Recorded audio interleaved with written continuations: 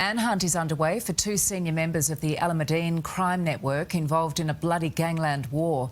One of them is wanted in connection to a murder conspiracy in North Sydney. With links to the notorious Alameddine crime family is not expected to survive after being shot through the window of A senior member of the Alameddine crime network is tonight behind bars, accused of running a drug syndicate across Sydney. It's the latest in a series of targeted raids of the city's warring gangs. Sydney's Underworld is no stranger to violence, but few names have become as feared or as infamous in recent years as the Alameddine crime network. Out of Maryland's in Western Sydney, this family has risen to dominate headlines, territory, and illicit enterprise. At the helm is Rafat Alameddine, who, according to police reports, leads what is alleged to be one of Sydney's largest drug trafficking operations. Authorities estimate the group has earned up to $1 million weekly at its peak.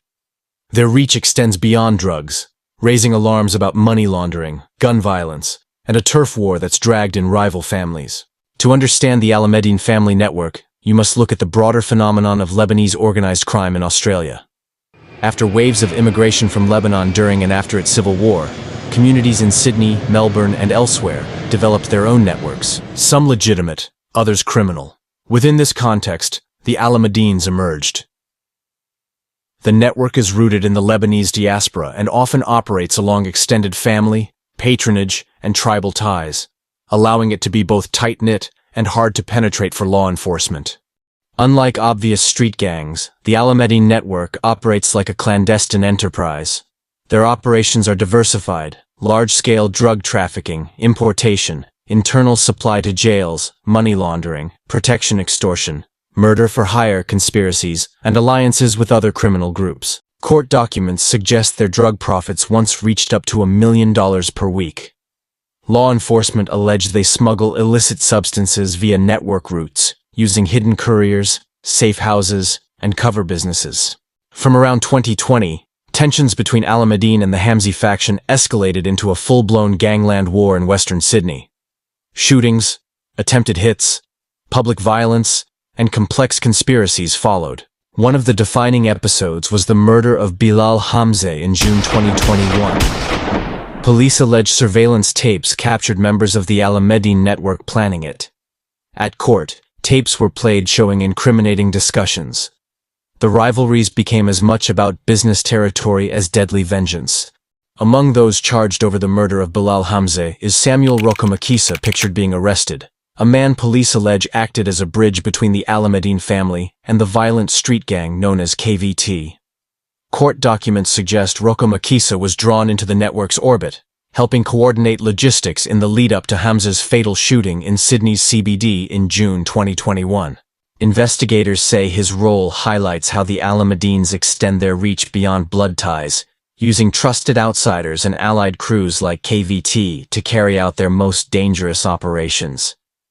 Rokomakisa has pleaded not guilty, and the case remains before the courts.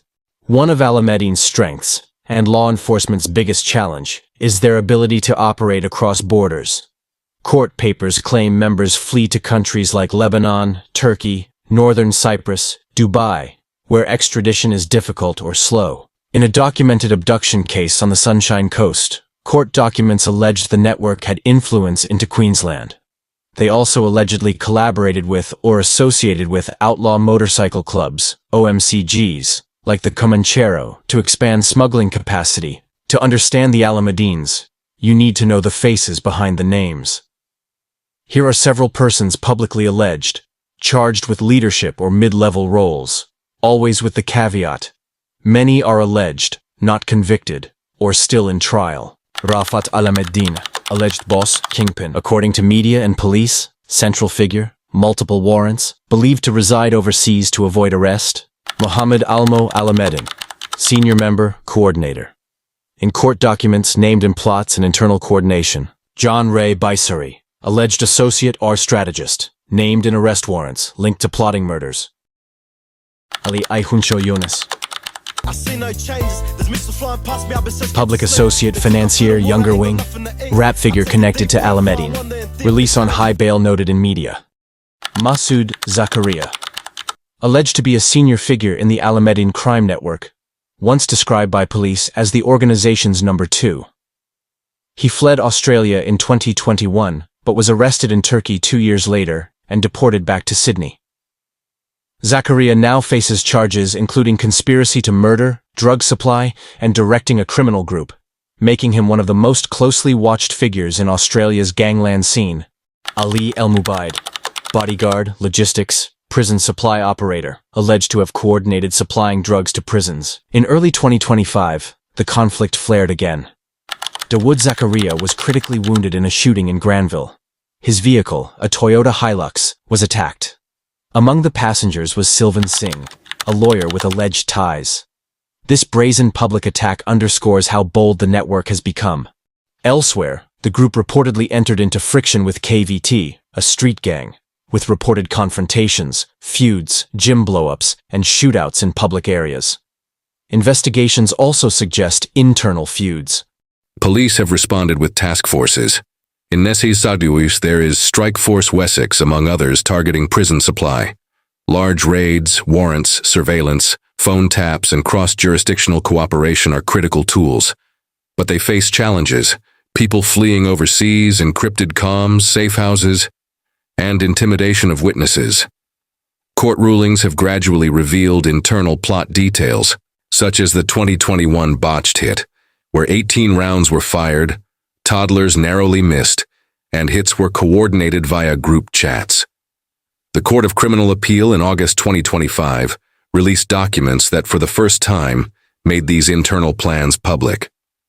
The war between these crime networks is not confined to criminals. Residents, bystanders, families, shops they get caught in the crossfire. Innocent people have been murdered in mistaken identity shootings. Public fear in Western Sydney neighborhoods has grown.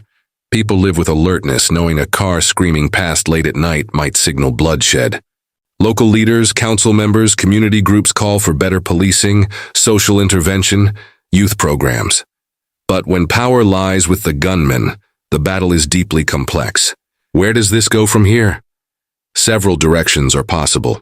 1. Law enforcement breaks key nodes, arrests of leadership, financial disruption, extraditions. 2. The network fractures internally, leading to splinter groups, more violence. 3. Escalation with other gangs joining, alliances shifting. But there may be limits to how much disruption agencies can cause unless overseas bases, money trails, and safe havens are addressed. Some members remain abroad beyond reach. The Alameddine crime network is more than a gang. It's a criminal enterprise woven into social, diaspora, family, and clandestine systems. Its ability to survive, adapt, and strike makes it one of the most formidable underworld threats in Australia. This isn't a story with a clean ending, it's a living war. As of 2025, key figures remain fugitives. Trials are underway. Streets remain tense. The question lingers: can law, society, and justice keep pace? Thank you for watching another episode of Oz Underworld. If you enjoyed this video, don't forget to like, comment, and subscribe. Due to the content of this channel, not all videos are monetized, so feel free to send a super thanks. It would really help the channel grow.